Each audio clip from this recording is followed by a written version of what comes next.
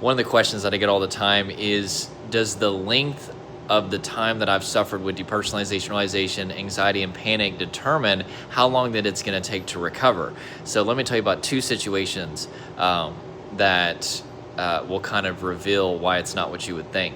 So woke up this morning to two different messages, one from a client that I've been working with for a month now. He suffered with depersonalization, realization, and anxiety for over 10 years. He is now almost fully recovered. And I'm about to do a YouTube video where I go over some of his results. Also got a comment from another client. She is also almost fully recovered. Been working with her for about 4 months now. And what I wanted to tell you about that is she was suffering for, I think, about 3 months with symptoms before she found me. So the person that was suffering for literally only 3 months, not saying it wasn't hell for her, but 3 months with depersonalization, realization, anxiety, took her longer to get to almost full recovery than the person who was suffering for 10 years.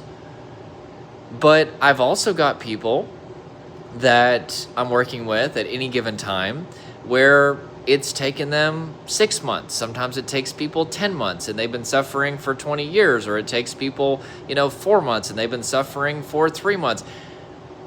It's not what you would think. It's not like this clear understanding of like, okay, well, you've been suffering for 5 years, it's going to take you an average of X amount of time to recover. You've been suffering for 3 weeks, it's going to take you X amount of time to recover. Sorry, I'm tired. I've been working since 5 a.m. this morning. Just got off a 2-hour group call. Amazing, one of the best calls that we've had.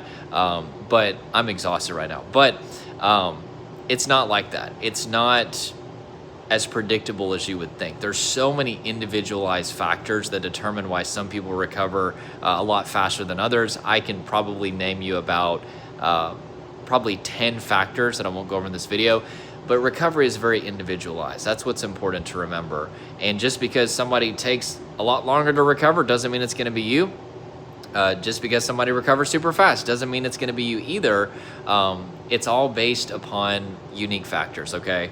But what we do know is that there is this thing called neuroplasticity. Your brain can reprogram.